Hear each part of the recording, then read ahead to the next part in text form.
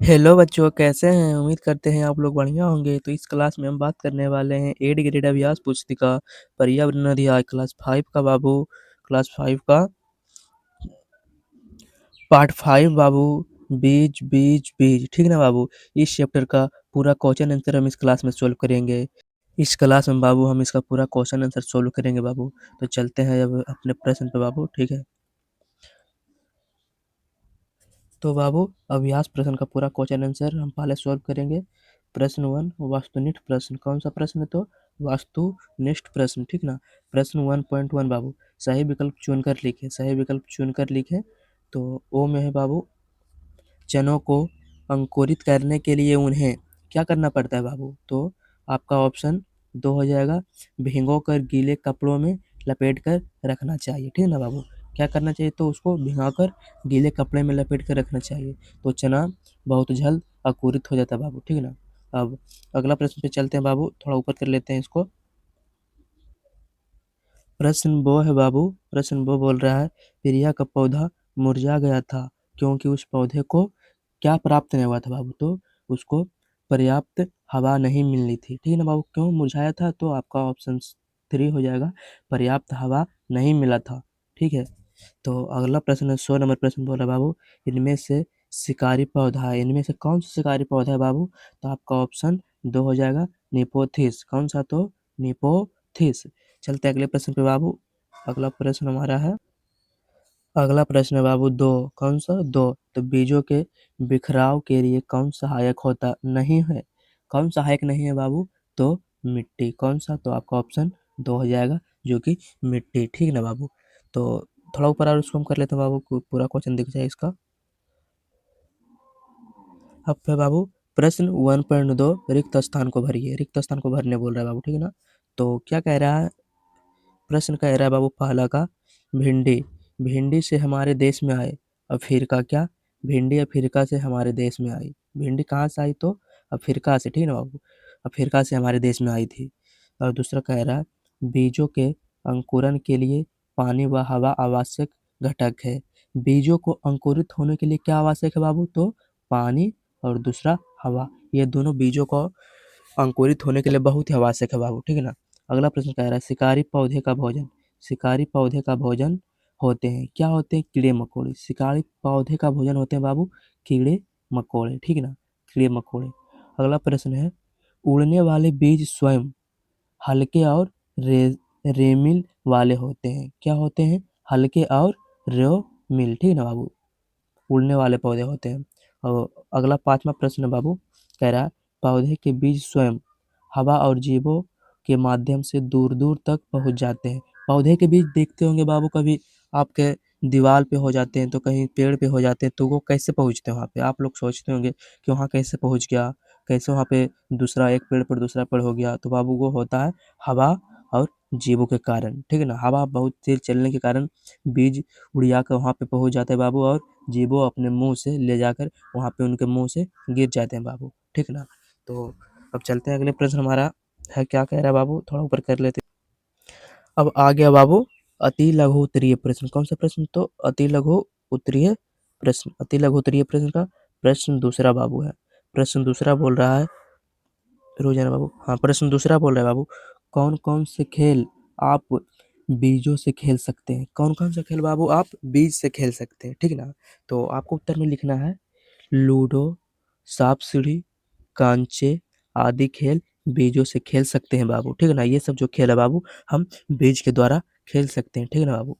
वो आपका प्रश्न तीसरा बोल रहा है बाबू, अति लघु उत्तरीय प्रश्न, उसका तीसरा प्रश्न बोल रहा है, बिना बीज के उगने वाले किस एक पौधे का नाम लिखे। किसी एक पौधे को बाबू जो बीज से ना उगने वाले हो, ठीक है ना बाबू, बीज के उगने वाले किसी एक पौधे का नाम लिखें बिना बीज का बाबू, जो कि जिसमें बीज ना लगा हो। तो आपका सटीक उत्तर हो जाएगा केला, ठीक है ना, केला। उसके बाद प्रश्न 4 है बाबू, हवा से उड़कर बिखरने वाले बीज कैसे होते हैं बाबू? जो हवा से उड़कर बिखरे हुए बीज बोल रहा है कैसा होता है बाबू? जो हवा से उड़कर बिखर जाता है कोई बीज दूसरा, तो वो कैसा होता है बाबू? तो वो बीज हल्के और पखनदार होते हैं, ठीक है ना। हल्के भी होते हैं बाबू और पखनदार भी होते हैं। अब आ गया बाबू लघु उत्तरीय प्रश्न। कौन सा प्रश्न? तो लघु उत्तरीय प्रश्न बाबू। तो आपका प्रश्न 5 नंबर है और बोल रहा है, प्रश्न क्या बोल रहा है बाबू, प्रिया और मनोज के शिक्षक ने उन्हें चनों को अंकुरित करके लाने के लिए कहा। प्रिया के बीज अंकुरित हो गए परंतु मनोज के नहीं।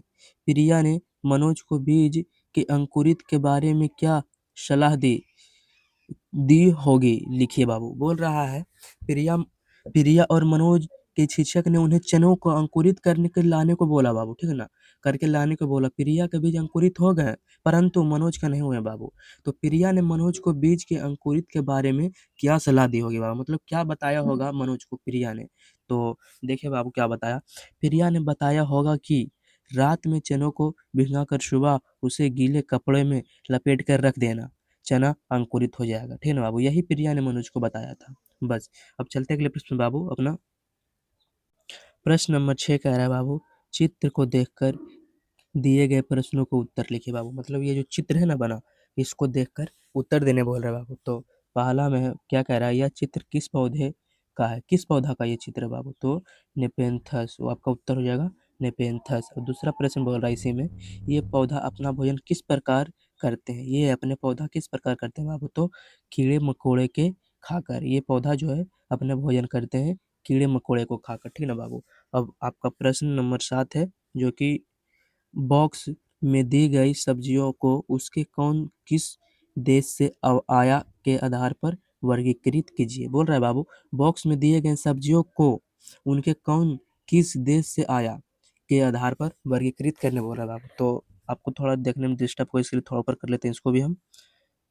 तो तो अब इसको आप वर्गीकृत करेंगे, जैसा कि इसमें लिखा है, आलू, मिर्च, चाय, भिंडी, कॉफ़ी, गोभी, मटर, बैंगन, मूली, सेम, करेला, मूंगफली, आलू और अमदुर बाबू। तो ये कहाँ कहाँ से आया है, तो आप देखिए भारत से बाबू बैंगन, मूली, केला और आम, ठीक ना। दक्षिण अमेरिका से बाबू अमरूद, मिर्च, आलू और टमाटर। यूरोप से बाबू गोभी और मटर।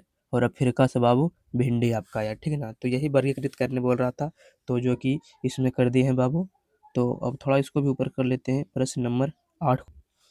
प्रश्न 8 बोल रहा है बाबू कि सोचिए और लिखिए, सोचकर लिखने बोल रहा है बाबू। तो प्रश्न 8 का 1 बोल रहा है, 1 नंबर क्या बोल रहा है, मसालों के रूप में उपयोग होने वाले बीज। मसाले के रूप में उपयोग किसको किसको आप करते हैं बाबू घरों में, तो आपका हो जाएगा धनिया, जीरा, मेथी और सौंफ। ये सबको हम मसाला के रूप में उपयोग करते हैं बाबू। उसके बाद हल्के बीज, हल्के बीज कौन कौन से हैं, कपास और धनिया बाबू, ये दोनों हल्के बीज हैं। उसके बाद है अंकुरित कर खाए जाने वाले बीज, क्या है, तो चना बाबू और आपका मूंग, ठीक है ना, चना और मूंग बाबू, ठीक है ना। इसको भी प्रश्न 9 भी थोड़ा ऊपर कर लेते हैं। अब आपका आ गया बाबू दीर्घ उत्तरीय प्रश्न, कौन सा प्रश्न, तो दीर्घ उत्तरीय प्रश्न, ठीक है ना बाबू। दीर्घ उत्तरीय प्रश्न का प्रश्न नंबर 9 है बाबू। प्रश्न नंबर अब 9 बोल रहा है, आपने गमले में एक बीज लगाया है, उसके उगने की प्रक्रिया का अवलोकन कर अंकुरन के क्रमबद्ध चरणों को दर्शाता हुआ नामांकन चित्र बनाए बाबू। नामांकन चित्र बनाने बोल रहे हैं बाबू। तो इसका फिगर आपका बुक में भी बनाया है, आप वहां से भी देख के बना सकते हैं, वरना हम आपको बाबू यहाँ पे बताते हैं। देखिए पहले आपका बीज आया बाबू, ठीक ना, बीज आया, उसके बाद बीज से थोड़ा पंखुड़ित बाहर निकला बाबू, ठीक है ना। उसके बाद इससे भी बड़ा हुआ बाबू और इससे पत्तियां भी निकल आई, पत्तियां भी निकल आई बाबू, ठीक है ना। पत्तियां भी इससे निकाल देते हैं, निकल आई बाबू, ठीक है ना। अब उसके बाद इससे भी और बड़ी हुई पेड़, ठीक है ना बाबू, जिससे कि और घना हो गया। घना होने के बाद अब बस आपको ऐसा फिगर बना देना बाबू। और आपका बुक में भी फिगर बना है, वहाँ से आप देखकर भी बना सकते हैं, वरना आप पहले बीज बनाना है, उसके बाद थोड़ा जो बड़ा होगा पेड़ उससे बाहर निकलेगी बीज से, उसके बाद बाबू उसमें पत्तियाँ आएगी, उसके बाद फिर घना हो जाएगा बाबू, ठीक है ना। उसके बाद बोल रहा है 9 का दूसरा प्रश्न बोल रहा है, 9 नंबर का दूसरा प्रश्न, बीज के अंकुरन के लिए आवश्यक घटक कौन कौन से हैं, लिखिए बाबू। तो आपको उत्तर में लिखना है, बीज के अंकुरन के लिए हवा, पानी, उचित तापमान, सूर्य का प्रकाश आवश्यक है बाबू। अगर आप कहीं भी बीज लगा है तो उसके लिए बाबू पानी उचित है बाबू, पानी, हवा और उचित तापमान और सूर्य का प्रकाश बाबू वहाँ पे पड़ना चाहिए। इतना पड़ेगा तभी आपका बीज स्वस्थ रहेगा बाबू, ठीक है ना। तो चलते हैं अगले प्रश्न पे, हमारा क्या बोल रहा है। अगला प्रश्न बाबू प्रश्न नंबर 10, जो कि बोल रहा है, मोना ने 2 गमले लिए, गमला ए में उसने साबुत दाल के बीज बोए और गमला बी में डाली हुई दाल बोई। उनसे दोनों गमलों में समान रूप से पानी व खाद दी। उसके एक गमले में अंकुरन हुई परंतु दूसरे गमले में अंकुरन नहीं हुआ बाबू।